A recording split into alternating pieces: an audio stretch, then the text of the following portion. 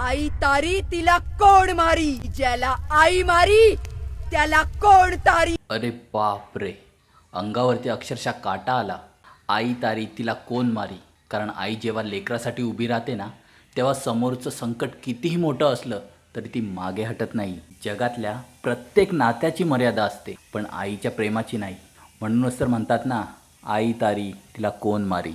आई शांत असते, प्रेमळ असते, पण तिच्या लेकरांवरती संकट आलं ना, मग ती आई नाही, ती मर्दिनी बनते. माय लेकरासाठी ज्योत बी पेटवते आणि वखूत आला ना तर राक्षसाची चित्ता भी.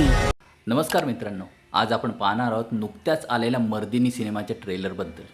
ट्रेलर पाहिल्यावर एक गोष्ट नक्की जाणवते, हा फक्त सिनेमा नाही तर आईच्या ताकदीची आणि संघर्षाची गोष्ट आहे.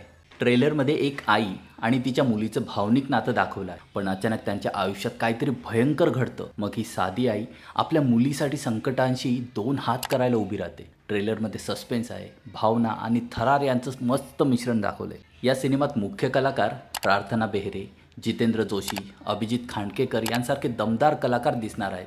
सिनेमाचे दिग्दर्शन अजय मयेकर यांनी केले आहे. ट्रेलरमध्ये मला काय भारी वाटलं तर सगळ्यात जास्त लक्ष वेधून घेतात प्रार्थना बेहरे यांचे भावनिक सीन. आणि जितेंद्र जोशी दिसला की आपोआप असं वाटतं, हा माणूस साधा असेल तर सूर्य पश्चिमेला उगवेल बाबा. त्याची एंट्री पाहूनच असं वाटतं, हा भाऊ काहीतरी मोठा गेम खेळतोय भाई. आणि आईच्या भूमिकेतील संघर्ष पाहून एकच डायलॉग आठवतो, आईला कमकुवत समजू नका, तिच्या लेकरासाठी ती जगाशी भिडू शकते. माझा एक मित्र आहे, त्याची आई दिवसभर धावधाव करत असते आणि त्याला भाजी आणायला सांगितली तर तो 2 मिनिटातच जमतो. काय बोलावं आता याला. आणि माझी आई पण अशीच आहे, रिमोट लपवला ना तर CID पेक्षा लवकर शोधून काढते. ट्रेलरमध्ये भावना आहेत, सस्पेन्स आहे आणि एक दमदार आईची कथा आहे. अजून काय पाहिजे. जर पूर्ण सिनेमातही ट्रेलरची हीच पकड राहिली ना तर मर्दिनी प्रेक्षकांच्या मनात नक्कीच जागा बदलू शकते. महिला सक्षमीकरण आणि मातृत्वाच्या ताकदीवर आधारित ही कथा वाटते.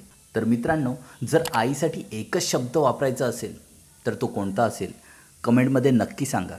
तुम्हाला मर्दिनी ट्रेलरचा हॉनेस्ट रिव्ह्यू आवडला असेल तर व्हिडिओला लाईक करा, शेअर करा आणि आपल्या चॅनलला सबस्क्राईब करायला विसरू नका. पुन्हा भेटूया एका नवीन मराठी सिनेमाच्या रिव्ह्यूसह. तोपर्यंत जय महाराष्ट्र.